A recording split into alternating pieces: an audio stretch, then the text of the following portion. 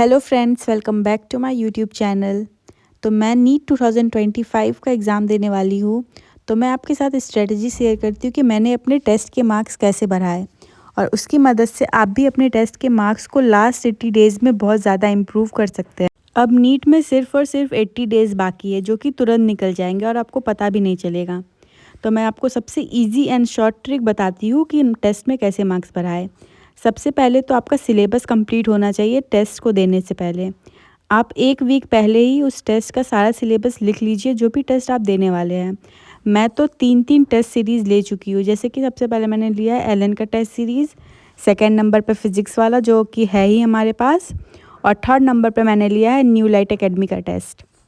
तो मैं तीनों के टेस्ट को देने वाली हूँ और इनॉर्मस टेस्ट देने वाली हूँ। मैं बहुत सारे टेस्ट दूँगी। तो उसके लिए आपको सबसे पहले टेस्ट का सिलेबस लिख लेना होगा। जैसे कि आप अभी पार्ट वाइज टेस्ट देंगे, तो उसके लिए आप 1 वीक पहले उतना सिलेबस लिख लीजिए और उसके बाद उस टेस्ट को दीजिए। आपके मार्क्स पक्का इम्प्रूव होंगे। और अभी बहुत सारे चैप्टर्स के नोट्स हमारे पास नहीं होंगे और हमने कोई कोई चैप्टर्स पढ़ा भी नहीं होगा। तो उसके लिए आपको बिल्कुल भी नहीं डरना। मेरे भी कुछ चैप्टर्स बाकी है, जिसको मैं वन शॉट से कंप्लीट करूँगी। बायो में भी बाकी है और केमिस्ट्री में भी और फिज़िक्स में भी बाकी है मेरे चैप्टर्स। तो आपको बिल्कुल भी घबराना नहीं है, अभी टाइम है। अगर आप चाहते हैं तो अच्छे से एक बार कंप्लीट कर लीजिए सिलेबस, फिर टेस्ट दीजिएगा। मेरा भी पूरा सिलेबस नहीं हुआ है, तो आपको भी बिल्कुल घबराने की कोई ज़रूरत नहीं है। तो मैंने ये स्ट्रेटजी बनाया है कि मैं फ़ेब में एक बार सिलेबस कंप्लीट कर लूँगी अच्छे से वन शॉट देखकर। उसके बाद मार्च में उसको 2 टाइम रिवाइज़ करूँगी और अप्रैल में 3 टाइम रिवाइज़ करूँगी। तो ऐसे करके मेरा पूरा 5 टाइम रिवाइज़ हो जाएगा। तो ये प्लान मैं आपके साथ शेयर कर रही हूँ, आप भी ट्राई कर एक बार इसे देखिएगा। और दूसरा पॉइंट ये है कि अगर आपको टेस्ट में कम मार्क्स आ रहे हैं, तो बिल्कुल भी घबराने की कोई बात नहीं है। मेरे भी कम मार्क्स ही आ रहे हैं अभी। आपको क्या करना है कि अपना सिलेबस जो है उसे कंप्लीट कर टेस्ट देना है। उसमें कम मार्क्स आएंगे तो आपको सबसे पहला काम करना है कि अपने मिस्टेक कॉपी में सारे के सारे क्वेश्चंस जो भी आपके गलत हुए हैं उन सबको लिख लेना है और उसके बाद सारे सॉल्यूशन उसके देखने हैं और उसके जो रिलेटेड कॉन्सेप्ट है उसे एक बार अच्छे से कर लेना है। और अगर बायो में आपकी बहुत ज़्यादा गलती हुई है तो आप कुछ भी वन शॉट मत देखिएगा।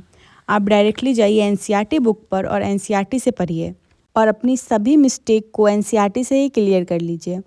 और मैं आपको एक एक्स्ट्रा टिप देती हूँ, जैसे कि आप एक कॉपी बना लीजिए बायो की और जो भी क्वेश्चन आपका गलत हुआ है उसके रिलेटेड कॉन्सेप्ट जो भी आप भूल जाते हैं बार बार, उसे आप लिख लीजिए। उससे आपको बहुत ज़्यादा हेल्प मिलेगी लास्ट टाइम में। जब आप नीट का एग्ज़ाम देने जा रहे होंगे उसके 2 या 3 दिन पहले उस कॉपी को एक बार अच्छे से पढ़ लीजिएगा। तो आपके जितने भी भूलने वाले जो आप भूल जाते हैं बार बार, आपके क्वेश्चंस गलत हो जाते हैं, तो बायो में तो वैसा नहीं हो पाएगा फिर। तो आपको नीट में एक सेफ़ स्कोर मिल जाएगा। और फिज़िक्स के बारे में मैं आपको बता दूँ, अगर आपके चैप्टर्स बहुत ज़्यादा बाकी है तो आप क्या करिए कि सबसे पहले वन शॉट से उन सभी चैप्टर्स को कंप्लीट करिए। और आपको ऐसा नहीं करना है कि आप एक बार पूरा सिलेबस कंप्लीट करेंगे फिर टेस्ट देना स्टार्ट करेंगे। तो ऐसी मिस्टेक बिल्कुल भी मत करिएगा। आपको क्या करना है कि जैसे आपने एक पार्ट वाइज टेस्ट लिया, उस टेस्ट के हिसाब से आप अपना कंप्लीट कर लीजिए वन शॉट से। उसके बाद वो टेस्ट दे दीजिए।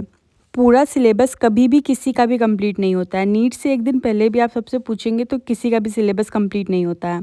आपको उस अनकम्प्लीटेड सिलेबस में ही टेस्ट देते जाना है। और फुल सिलेबस मॉक टेस्ट आप अभी मत दीजिए, क्योंकि अभी उसका कोई फ़ायदा नहीं है। पहले आप पार्ट वाइज दीजिए। पार्ट वाइज से आपके सारे चैप्टर्स अच्छे से मजबूत हो जाएंगे। तो मैं आपको कुछ टीचर्स के सजेशन भी दे देती हूँ। फिज़िक्स के लिए आप एमआर सर को, अलक पांडे सर को, एंड जो अभी नए वाले टीचर है यकीन बैच पे, उनसे कर सकते हैं फिज़िक्स। फिज़िकल केमिस्ट्री के लिए मैं आपको सजेस्ट करूँगी सुधांशु सर। ऑर्गेनिक केमिस्ट्री के लिए मैं आपको सजेस्ट करती हूँ योगेश जैन सर और पंकज सर। आप किसी को भी फॉलो कर लीजिए, दोनों बहुत अच्छा पढ़ाते हैं। थर्ड पे है इनऑर्गेनिक। इनऑर्गेनिक के लिए मैंने पर्सनली तो एमडी सर को फॉलो किया, तो मैं आपको वही अभी सजेस्ट कर सकती हूँ। आप हितेश सर से भी पढ़ सकते हैं, वो भी अच्छा पढ़ाते हैं। और फिर बायो के लिए तो मैं आपको एकदम कंफर्म्ड टीचर्स बता देती हूँ। सबसे पहले है आकांक्षा मैम, बहुत बहुत बहुत अच्छा पढ़ाती है। तो आप बायो उनसे ही करिए। आपको कॉन्सेप्ट डिटेल याद करवाना सब वो करवा देती है और क्वेश्चन भी प्रैक्टिस करवा देती है। और फिर विपिन शर्मा सर भी बहुत अच्छा पढ़ाते हैं। आप उनसे भी पढ़ सकते हैं। तो इन दोनों टीचर्स को आप बायो में फॉलो करिए और वन शॉट देखकर बार बार वन शॉट मत देखिएगा, बस एक बार देखना है वन शॉट, और उसके बाद डायरेक्टली आपको एनसीईआरटी पे जंप कर देना है और एनसीईआरटी को अच्छे से पढ़ना है। एनसीईआरटी के मल्टीपल रिवीजन करने, ये तो अभी आपको पता ही होगा, सभी स्टूडेंट्स को पता होता है। और मैं आपको ये बता दूं कि मेरे भी टेस्ट में मार्क्स अभी बहुत कम आ रहे हैं। तो ऐसा नहीं है कि आपको कम आ रहे हैं या मेरे कम आ रहे हैं, मेरे भी अभी कम आ रहे हैं, क्योंकि मैं अभी 1-2 फुल मॉक टेस्ट दे दिया है मैंने, तो मेरा कॉन्फिडेंस बहुत ज़्यादा लो हो गया है। फुल में तो मुझे कम ही मार्क्स आ रहे हैं, पार्ट वाइज में मुझे अच्छे मार्क्स आ रहे हैं, फुल में भी कम आ रहे हैं। तो मैंने पहली बार 2 फुल मॉक टेस्ट दिए, इसलिए मुझे लो मार्क्स आए हैं। आगे जाकर ये गलती नहीं होगी। और फिर ये रहा एनसीईआरटी। मैं एनसीईआरटी रीड कर आपको अपने चैनल पर अपलोड भी कर रही हूँ, तो आप लोग वो वीडियो ज़रूर देखिएगा। और ये एग्ज़ाम्पल के लिए देख लीजिए, जैसे मेरा एलन का टेस्ट था, तो मैंने उसके लिए 22 जनवरी से ही स्टार्टिंग कर दी थी अपनी तैयारी, और मैंने 2 फ़ेब को ही एग्ज़ाम दिया है। तो आप लोग भी ऐसे ही 8-10 दिन पहले या 1 वीक पहले अपना सारा सिलेबस लिख लीजिए। Thank you so much guys. Like, share and subscribe. Bye.